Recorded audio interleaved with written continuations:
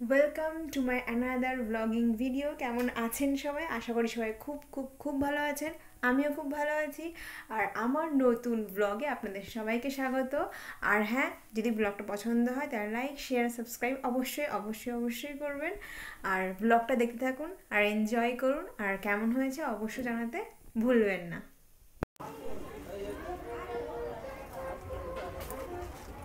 আপনারা যারা যারা আমার ব্লগিং ভিডিও প্রত্যেক দিন দেখেন তারা অবশ্যই জেনে থাকবেন আজকে হলো এই যে সামনের বাড়ি দিব্যেন্দুদার বিয়ে, সেই উপলক্ষেই এই ব্লগিং ভিডিওটা দিচ্ছি। তো এখন হচ্ছে প্রায় 12:30 বাজে। তো এই সময় এই যে গায়ে হলুদের জন্য সবাই রেডি হয়ে গেছে। আসলে দাদার গায়ে হলুদ কিন্তু ভোরবেলা হয়ে গেছে, প্রায় 5টা কি 6টা নাগাদ। তখন তো আমার ঘুমও ভাঙেনি, তখন দাদার গায়ে হলুদ হয়ে গেছে। আর অলরেডি গায়ে হলুদ মেয়ের বাড়ি মানে যে দিদিভাইয়ের বাড়ি পাঠানো হয়ে গেছে। কিন্তু এখন হচ্ছে এই যে ঘাট থেকে জল এনে দাদাকে স্নান করানো হবে, আর এই যে ফটোশ্যুট হবে, সবাই থাকবে, নাচানাচি হই হুল্লোড় হবে। তো সেই জন্য এখন সবাই এই যে আমাদের পাড়ার সব মহিলারা মোটামুটি মিলে বেরিয়ে পড়েছে। আর এই যে বরমশাই আমাদের বরকর্তা, তো তাকে টাটা দেওয়া হচ্ছে। তো এটা হচ্ছে তার দিদি। তো সবাই এই যে আমরা বেরিয়ে পড়েছি, হলুদ রঙের একদম শাড়ি আর লাল রঙের ব্লাউজ, সবারই একই রকমের ইউনিফর্ম, একদম যেন সবাই স্কুলে বা কলেজে যাচ্ছে এমন একটা অবস্থা। আর ওই দেখুন পেছনে যাচ্ছে এই যে ব্যান্ড পার্টি। তো সবাই নাচতে নাচতে মজা করতে করতে অনেক হই হুল্লোড় আনন্দ করতে করতে আমরা জল ভরতে যাচ্ছিলাম। তো এই দেখুন এই যে ঠাকুমারা এতদূর হেঁটে যেতে পারবে না বলে ঠাকুমারা কি করেছে, এই যে টোটোতে রয়েছে। তো সকালবেলা দিব্যেন্দু দাদার ঠাকুমা খুবই অসুস্থ হয়ে পড়েছিল। হঠাৎ করে এমন হয় যে যাই অবস্থা, বিয়ে তখন মাথায় ওঠার জোগাড়। সবাই মারাত্মক ভয় পেয়ে গেছিলাম। সত্যি কথা বলতে বিয়ের দিন সকালবেলা যদি এমন হতো তাহলে বিয়েটা কি করে সম্পূর্ণ হবে? এত আয়োজন, এত খরচ খরচা, এত সাজাগোজা সবই তো বৃথা হয়ে যাবে। ঠাকুমারা এত দূর কষ্ট করে যেতে পারবে না বলেই তাদের জন্য টোটোর আয়োজন করা হয়েছে। আমরা তো সবাই বেশ নাচতে গাইতে মজা করতে করতে গেছিলাম। আর আমি কিন্তু শাড়ি পরিনি, এই যে সিম্পল একটা কুর্তা পরেছি চিকেন কারির কাজ করা। এই যে দেখুন কয়েকটা ফটো মানে আমি সঙ্গে দিয়ে দিয়েছি। এই ছিল আমার লুক, এই যে গায়ে হলুদের লুক। আর দেখুন সব দলবল আসছে। আমি তো হেঁটে হেঁটে আগেই চলে গেছি, সামনে কিছুজন ছেলেরাও রয়েছে, বাচ্চা কাচ্চা রয়েছে। আর ওই যে মহিলা মণ্ডলী পেছন থেকে একদম দল বেঁধে আসছে। আর এই যে কুলো নিয়ে যাচ্ছে, এই কুলোটা এক একজন এক একবার করে এক একজনের মাথায় নিচ্ছে। এটাই হচ্ছে আমাদের বাঙালি বিয়ের রীতিনীতি। জানেনই সবাই যে আমাদের বাঙালি হিন্দু বিয়েতে গায়ে হলুদ এই যে বিয়ের দিন সকালবেলা হয়। বরের গায়ে হলুদ মাখানো হলে সেই হলুদটা আবার মেয়ের বাড়ি পাঠানো হয়, সেটা আবার মেয়ের গায়ে হলুদ হবে।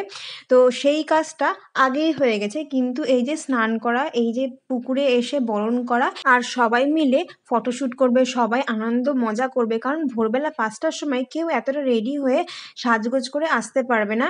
সেজন্য আবার দ্বিতীয়বার এই যে এসছে। আর এইটা দেখুন আটা সন্দেশ দিয়ে তৈরি, সর্ষের তেল, বিভিন্ন কালারফুল জিনিস দিয়ে শ্রী তৈরি করা হয়েছে। এটা কিন্তু যারা বিবাহিত তারাই এগুলো করে। আর এই যে বরণ করে কলসিতে করে জল নেওয়া হবে। তো এখানে কাকিমণিরা আর বাড়ির সবাই জল ভরছে, আর ওখানে দেখুন ক্যামেরাম্যানরা ফটোশ্যুট করছে। দাদার একবার গায়ে হলুদ হয়ে যাওয়ার পরেও এইবার আবার গায়ে হলুদ হবে দ্বিতীয়বার, যেখানে সবাই উপস্থিত থাকবে, ফটো তোলা হবে। আর এই যে কাকিমণিরা এখনো নেচে চলেছে। আর এই যে আমরা বাড়ি চলে এসেছি, এই দেখুন ঘোড়ার মধ্যে জল রয়েছে। একটা কাকিমার কাকে দেখুন ঘোড়া আছে, এই এক ঘোড়া জলে দাদাকে আজকে স্নান করানো হবে। তো এখানে রয়েছে বরণডালা, আর রয়েছে ঘোড়াতে জল, সঙ্গে শ্রীযন্ত্র। আর এই যে হলুদ বাটা হচ্ছে, দাদাভাইয়ের পিসিমণি হলুদ বাটতে শুরু করেছে, কারণ এই হলুদ দাদার গায়ে আবার লাগানো হবে আর আবার স্নান করানো হবে। আর এই দেখুন ফটোশ্যুট চলছে। যত বিবাহিত মহিলারা আছে তারা পাশাপাশি দাঁড়িয়েছেন একে অপরের গায়ে হাত দিয়ে। তো এইভাবে একটা রীতিনীতি আমাদের হিন্দু বিয়েতে প্রচলিত আছে। আর এই দেখুন এই যে আমাদের বরমশাই চলে এসছে, এই যে তিনি বসে পড়েছেন নিজের স্থানে। আর প্রথমে হচ্ছে আমাদের নিয়ম নীতিগুলো পালন করা হবে, সেই জন্য দাদাকে প্রথমে পূর্ব দিক ফিরে বসানো হয়। এই দেখুন পূর্ব দিক ফিরে বসিয়েছে। প্যান্ডেলটা হচ্ছে উত্তরমুখী করা হয়েছে, কিন্তু উত্তর দিকে কাজ করা হবে না। আমাদের রীতিনীতি অনুযায়ী পূর্ব দিকে যে কোনো শুভ কাজ হবে, সেজন্য পূর্ব দিক ফিরে দাদাকে বসানো হয়েছে। আর তারপরে যখন ফটোশ্যুট পরে করা হয়েছে, তখন সেটা উত্তর দিকেই করা হয়েছে, যেমন করে প্যান্ডেলটা সাজানো হয়েছে সেই হিসাবে। তো দাদাকে প্রথমে দিদিরা গায়ে হলুদ দিল, কাকিমুনিরা দিল। আমিও অবশ্য দাদার পায়ে হলুদ স্পর্শ করিয়েছি। ছোট একটা বোন লাগে যে হলুদ স্পর্শ করাবে, তো আমি সেই কাজটা করেছিলাম। তো তার ভিডিও আমি রেকর্ড করতে পারিনি।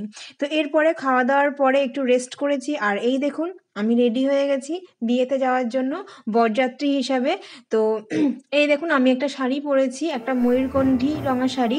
এটা নীল আর সবুজ দুটোর কন্ট্রাস্টে চলছে। আর সঙ্গে রয়েছে এই যে সুন্দর একটা ডিপ যে পিঙ্ক কালার হয় না, সেই পিঙ্ক কালারের একটা মানে আঁচলটা রয়েছে ডিপ পিঙ্ক কালার দিয়ে। আর এর ব্লাউজ পিসটাও এটা ছিল। তো এটা আমার দিদিভাইয়ের বিয়েতেই কেনা হয়েছিল। আমি দিদিভাইয়ের বউ ভাতে এটা পরেছিলাম। এটা আবার আমি রিপিট করেছি দাদার বরযাত্রী হিসেবে যাওয়ার সময়। এই দেখুন দাদাদের বাড়িটা কি সুন্দর করে সাজানো হয়েছে, সব কিছু রেডি। এই যে আমিও রেডি হয়ে গেছি।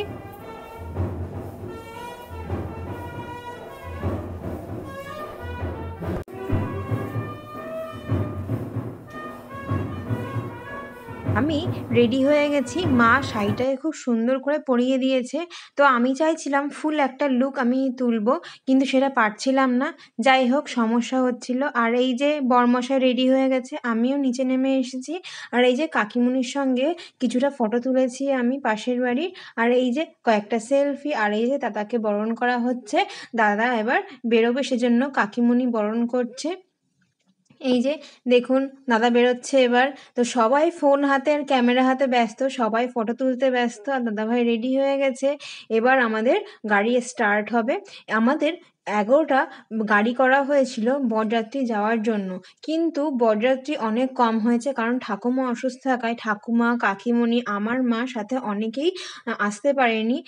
আমার যে মেকআপটা পুরোটা আমিই করেছি, চুল বাঁধা সব কিছুই আমি করেছি। মা শাড়িটা পরিয়ে দিয়েছে, শাড়িটা খুব সুন্দর করে পরিয়ে দিয়েছিল মা। আর এই দেখুন দাদা এখানে গাড়িতে উঠে পড়লো। এই যে গাড়িতে ওঠার সময় এই যে ভিডিও চলছে, সঙ্গে এই যে ফটোশ্যুটও চলছে। তো দাদার গাড়িতে উঠে পড়েছে। আমরা রেডি হয়ে রওনা হয়েছিলাম প্রায় 8টা নাগাদ, কারণ বিয়ের লগ্ন প্রায় 10টার পর, সেজন্য রাত 8টার দিকে বের হয়েছি। টাইম ছিল 7টা। আর প্রায় যেতে আমাদের সময় লেগেছে 1 ঘন্টা 30 মিনিট মতন। রাস্তা প্রায় খালিই ছিল, খুব একটা জ্যাম ছিল না, আমাদের খুব একটা সমস্যা হয়নি, কারণ বেশ রাতই হয়ে গেছিলো। আর এই যে আমরা পৌঁছে গেছি, আর সমানে এখানে বাজি ফাটছে। আর সামনে দেখুন এই যে এন্ট্রেন্স রয়েছে। এন্ট্রেন্সটা আপনাদের সবার লাস্টে দেখিয়েছি, কারণ এই সময় প্রচণ্ড ভিড় ছিল যখন আমরা গেছিলাম। এই সময় এন্ট্রেন্সের ছবি আমি বা ভিডিও আমি করতে পারিনি, ছবিও তুলতে পারিনি। এই সময় চারিদিকে বাজি ফোটাচ্ছিল। আমি যেহেতু শাড়ি পরে গেছিলাম, ওই জন্য একটু সাবধানে ছিলাম। যদি এই বাজির একটা ফুলকি শাড়িতে পরে, শাড়িটা নষ্ট হয়ে যেতে পারে বা কোনোভাবে আগুন লেগে যেতে পারে, ওই জন্য একটু সতর্ক থাকতে হয়েছিল আমাকে। এই যে বাজিগুলো যখন ফাটানো হচ্ছিল, ওপরে যে যাচ্ছিল তার ফুলকিগুলো একদম নিচে এসে গায়ে লাগছিল। তো সেই জন্যই একটুখানি সতর্ক থাকতে হয়েছিল। দিদিভাইদের বাড়ি বিয়ের প্যান্ডেলটা খুবই সুন্দর লেগেছে আমার। কি সুন্দর এন্ট্রেন্সটা হয়েছে, আপনারা ভিডিও লাস্টের দিকে দেখবেন। কি দারুণ লাগছিল দেখতে, অপূর্ব লাগছিল। আর এই দেখুন এখানে এরা বাজি ফাটিয়ে যাচ্ছে লাগাতার প্রায় 30 মিনিট ধরে। বরযাত্রীর লোকেরা এখানে গাড়ি থেকে নেমে সামনে প্রচুর বাজি ফাটিয়েছে। আর এই যে আমরা তত্ত্ব হাতে সামনে এগোচ্ছি। আর ওই যে দেখুন সামনে বরমশাইকে কোলে করে সবাই নিয়ে যাচ্ছে। আর আমার হাতে সুন্দর একটা তত্ত্ব পড়েছে, সেটা হচ্ছে চকলেটের। আপনারা যারা যারা আগে তত্ত্বের ভিডিওটাও দেখেছেন, সেখানে আমি অলরেডি বলেছি আপনাদের যে তত্ত্বের মধ্যে সবচেয়ে ভালো তত্ত্ব আমার হাতে ছিল। এই যে চকলেটের তত্ত্বটাই আমার হাতে ছিল। দেখুন ক্যাডবেরি, নেসলে সবকিছু রয়েছে। আর এই যে আমাদের মিষ্টি ব্রাইড, দিদিভাইকে বিয়ের দিন খুবই সুন্দর লাগছিল।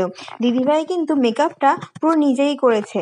আজকের বিয়ের দিনে এই যে লাল শাড়িতে দিদিকে অপূর্ব লাগছে। আর এই যে হাতে হাতের কাজগুলো দেখছেন ঘরের, এগুলো সবই দিদিভাইয়ের নিজের হাতের। দিদিভাই কিন্তু খুব সুন্দর হাতের কাজ করতে পারে। আর এই যে তত্ত্বগুলো এক এক করে সব ঘরে রাখা হচ্ছে, সব কাকিমণিরা দিদিরা সবাই এক এক করে আসছে, তত্ত্বগুলো ঘরে রাখছে। আমরা আসার সঙ্গে সঙ্গে এই যে মিষ্টি ব্রাইডের সঙ্গে ফটো তুলতে ব্যস্ত হয়ে গেছি। এই যে আমাদের মিষ্টি ব্রাইড, দেখুন কি অপূর্ব লাগছে দিদিকে। দিদি কিন্তু নিজেই মেকআপ আর্টিস্ট, দিদি নিজেই নিজের মেকআপটা করেছে বিয়ের দিন। আর এই যে দাদাভাইকে বসানো হয়েছে অন্যদিকে, আর এই যে বৌদিভাইকে অন্যদিকে বসানো হয়েছে। দুজনে আলাদা আলাদা বসেছে, কারণ শুভ দৃষ্টির আগে তাদের একে অপরকে দেখা চলবে না। এখানে দাদার বাবা, দাদার ভাই এরা সবাই মিলে একসঙ্গে ফটো তুলছে। এখানে আমি দাদার সঙ্গে ফটো তুলেছি। দেখুন কয়েকটা ফটোস রয়েছে, দাদা সবার সঙ্গে মোটামুটি অনেকগুলো ফটোস তুলেছে। এখানে ভিডিও শ্যুট হয়েছে। আর এই দেখুন বিয়ের পিঁড়ির কাজটা কি অপূর্ব না, দিদিভাই কিন্তু নিজের হাতে এটা করেছে। এরপরেই ফটো তোলা হয়ে গেলে আমরা সবাই খেতে বসে পড়েছিলাম, কারণ কি অনেক রাত হয়ে গেছিলো, প্রায় 11টা বাজে। এবার আমরা খেতে বসেছিলাম। খাওয়ার মেনুতে কী কী ছিল আপনারা সবাই দেখতেই পাচ্ছেন। লেবু, লবণ, তারপরে ছিল এগ ডেভিল আর সস, তারপরে ছিল চিকেন বিরিয়ানি, তার আগে ছিল কড়াইশুঁটির কচুরি, চানা মশলা, তাছাড়াও ছিল এই যে চিকেন বিরিয়ানি, চিকেন কষা, তার সাথে ছিল মিষ্টি। এই দেখুন, আর যারা যারা বিরিয়ানি খাবেন না তাদের জন্য ভাত, ডাল, মাছের ঝোল এগুলোও আছে। তো দেখুন বিরিয়ানি অনেকেই কিন্তু পছন্দ করে না। আমার বাবা যেমন বিরিয়ানি খায়নি, বাবা মাছ, ভাত, মাছের ঝোল এইগুলো খেয়েছে। আর এই দেখুন বিয়েবাড়ির প্যান্ডেলটা এবার আপনাদেরকে আমি দেখাচ্ছি। দেখুন বিয়েবাড়ির প্যান্ডেলটা কি সুন্দর হয়েছে, আমার তো খুব ভালো লেগেছে। এন্ট্রেন্সটায় এই যে রাউন্ড শেপের কি সুন্দর পাতা আর ফুল দিয়ে একটা ডিজাইন ছিল, আর একদম সামনে ছিল একটা গণেশের মূর্তি। আমরা হিন্দুরা সাধারণত গণেশকেই বিয়ের জন্য প্রথম কার্ডটা দিই, গণেশ আর লক্ষ্মীকেই প্রথম নিমন্ত্রণ করা হয় বিয়ে উপলক্ষে। আর এই দেখুন ফার্স্টেই এন্ট্রেন্সে রয়েছে গণেশের মূর্তি, আর তারপরে এই দেখুন সুন্দর একটা এন্ট্রেন্স, আর তারপরে এই যে কার্ভ অর্ধচন্দ্রাকৃতি এই যে পাতা দিয়ে করা হয়েছে, দারুণ হয়েছে। বিয়ের প্যান্ডেলটা তো আমার খুবই পছন্দ হয়েছে। আর এই দেখুন দিদিভাইরা বিয়ের জন্য বসে পড়েছে, দিদিভাই দাদা। আমরা যখন খেতে বসেছিলাম তখনই দাদাভাইদের শুভ দৃষ্টি আর বাকি আগের যে কাজগুলো সেগুলো সম্পন্ন হয়ে গেছে। আর এরপরে শুরু হয়েছে এই যে বিয়ে। তো বিয়ের প্যান্ডেলে দাদারা বসে পড়েছে। আমরা যখন খেয়ে উঠেছি তখন অলরেডি অর্ধেক বিয়ে সম্পন্ন হয়ে গেছে। আমরা বিয়ে পর্যন্ত কিন্তু ছিলাম না, কারণ বিয়ে হতে হতে প্রায় 1টা-1:30টা হয়তো হয়ে যাবে, সেজন্য আমরা বেরিয়ে পড়েছিলাম। আমরা 12:30টা নাগাদ রওনা হয়েছিলাম বাড়ির পথে। আমরা এত রাত পর্যন্ত ওয়েট করিনি, কারণ বাড়ি ফিরতেও আরও প্রায় 2 ঘন্টা লাগবে কি 1 ঘন্টা লাগবে, সেজন্য আমরা তাড়াতাড়ি করে বেরিয়ে পড়েছিলাম। দাদারা বাড়ি ফিরতে ফিরতে পরের দিন সকালবেলা দাদাদের গৃহপ্রবেশ হয়েছিল পরের দিন বিকালবেলা। সেই ভিডিও নিয়ে আমি পরের পর্বে দেখাবো আপনাদেরকে। তো এখানেই ভিডিওটা আমি শেষ করছি। আশা করছি আমার ভিডিওটা আপনাদের সকলের খুব পছন্দ হয়েছে। প্লিজ লাইক, শেয়ার, সাবস্ক্রাইব অবশ্যই করবেন, করতে কিন্তু ভুলবেন না। আমার এই ব্লগটা কেমন লেগেছে অবশ্যই কিন্তু জানাতে ভুলবেন না। শুভরাত্রি।